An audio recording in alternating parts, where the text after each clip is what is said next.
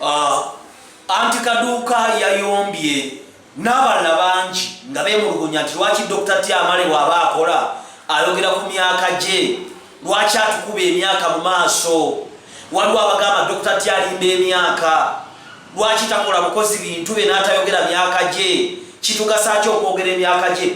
Mukwano gwange Anti Kaduuka sigenda kukuvuma kubanga oli mukyala, olina abaana bo, olina omukyala wo ne famire yo. Nina emyaka 28. Nazaliwe ennaku z'omwezi nga 25 Desemba 1992. Ku Christmas ngenda kuweza emyaka 29. Lwaki njogera emyaka nga nkola? Ebintu byonna mu bulamu bifundizibwa mu budde. Time.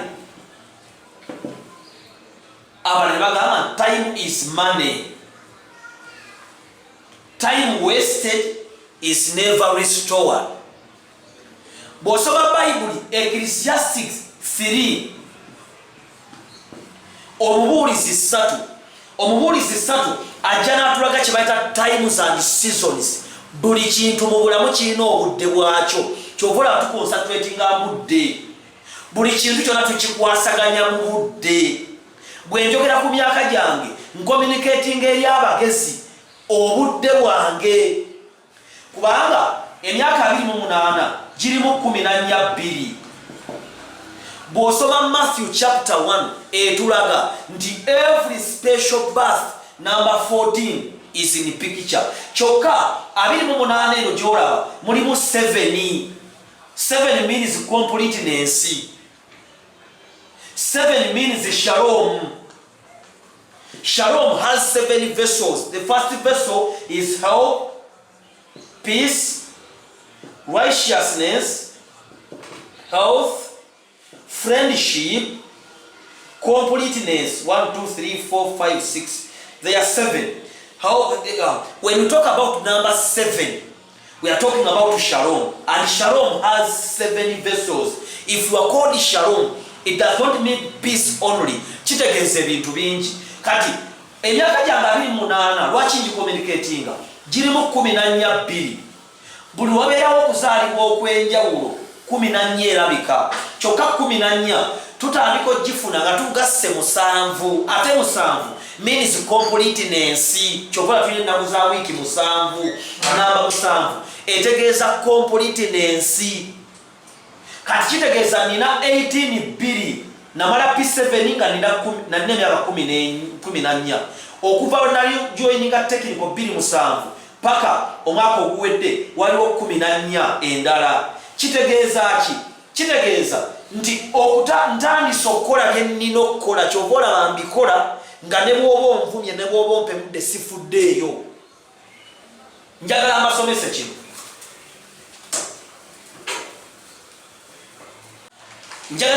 kino. Omukulu ono Hamukigundi yawandiika obutabo buno Reason as a World Masterpiece. Bw'osoma obutabo buno obutandikira bulaga emyaka gya Hamu gye yazaalibwa.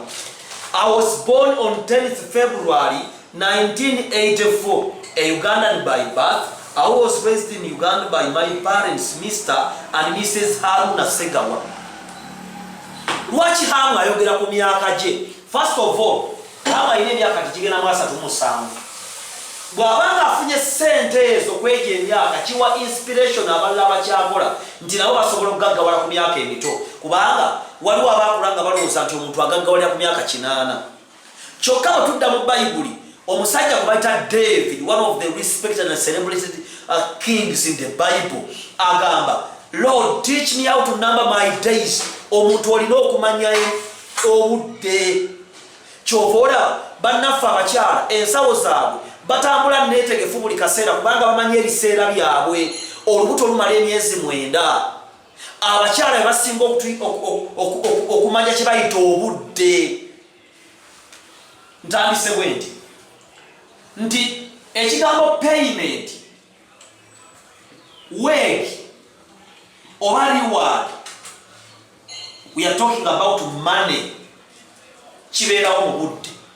Nti buli ssaawa ofuna $10, nti buli mwezi ofuna $50, nti batusasulira mu budde. Katonda bw'aba n'akolagana n'omuntu akolagana naye okusinziira ku myaka. Ye Katonda w'amagye, the Lord of all hosts. Kyokka ate naye Katonda w'emiwendo, kubanga tulina ennaku 365 ne tuguyita omwaka, tulina ennaku 31 ne tuguyita omwezi, tulina ennaku 7 ne tuguyita olunaku, tulina essaawa 12 oba 24 ne tuguyita olunaku, ne tugiyita wiiki ne tuguyita olunaku, tulina obutikitiki, tulina seconds, kyova tulina ne microseconds. Kati bwe tuba tugenze mu physics, every physical term, 70% of terms in physics mulimu ekigambo kye bayita time, ekisooka speed, the rate of change, mulimu the rate. When you talk about rate, tutegeeza budde. Mulimu velocity, momentum, mulimu distance. Bino byonna byogera ku kigambo kye bayita obudde. Bwe tugenda ku national oba international affairs, waliwo ekigambo kye bayita transition, waliwo kye bayita shift, waliwo kye bayita change, waliwo kye bayita transformation, waliwo kye bayita movement. Ebyo byonna bikwasaganyizibwa mu budde. Kati bwe nsanga omukyala ng'awulira bubi Dr. T okwogera ku myaka gyange, mba sitegeera kyaliko. Sisobola kuwalirizibwa muyita musiru, naye singa mbadde musiru nandimuyise musiru. Naye obudde kintu kikulu. Genda osome Bible. When you read the Bible, Proverbs talks about time. Apostle Paul said, omuntu omutuufu alina okuredeeminga obudde. Bw'osoma Genesis, batulaga emyaka gya Adam, batulaga emyaka gya Eva, batulaga emyaka gya Lameka, egya Enoch, egya Noah, emyaka gya Yesu, egya Dawudi. Batulaga emyaka, kubanga Katonda akolagana n'abantu mu biseera n'ebiro. Ekisembayo mukwano gwange maama Kaduuka, ekigambo kye bayita time, kiriko ekigambo kye bayita vision, kiriko ekigambo kye bayita mission, kiriko ekigambo kye bayita appointment, kiriko ekigambo kye bayita place. Omuntu yenna ow'obuvunaanyizibwa mu bulamu, vision, mission, appointment, place, service. Omuva ekigambo kye bayita lifestyle, because there is a life and a style. Lifestyle is what you do in the morning ng'ofuluma obuliri bwo n'ekyokola ng'ogenda okwebaka. Eyo gye bayita lifestyle. Ebyo nabikwasaganizibwa mu budde. So appointment ya Dr. T eyogera ku kifo kye mwakolera emirimu gye, ate eyogera ne ku kkubo, the way. Lwaki batulaga nti otuuse e Masaka waliwo kilomita, era bakugamba nti bw'oba ogenda e Masaka wano w'otuuse vuga speed 8 per hour. Nti waliwo wabulayo kilomita 8 otuuka e Masaka. Kilomita ezo zituukako odduka ng'ovuga emmotoka. Emmotoka eyo ekozesa speed, ne speed era ebalibwa mu budde.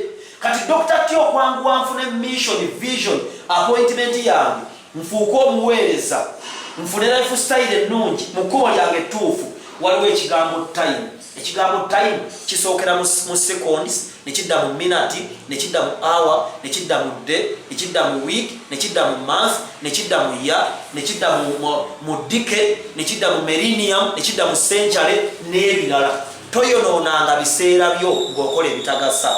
Tomalanga budde bo n'abantu batagasa, kuba Katonda ye akubala. Abo nabe bulaba babwemula ku social media bayonoona obulamu bwabwe. Kati babuukira buli ekijja. Hamu Kiggunu abagamba nti wa myaka 36, Hamu Kiggunu avaayo nina emyaka 36, kalabe kepanka wasijja wazamuhozi zani yonoona ebiseera byo. Naye jjukira Ecclesiastes 3, jjukira nti Bible yonna eyogera ku myaka, nti awo Dawudi ne bamuteekako amafuta nga wa myaka bwe giti, Nowa n'awangaala emyaka bwe giti, gundi n'akola bw'ati, we wayitawo emyaka 7. Buli nnamba erina kyetegeeza. Nja kudda okubasomesa numbers. Mukama bawe omukisa.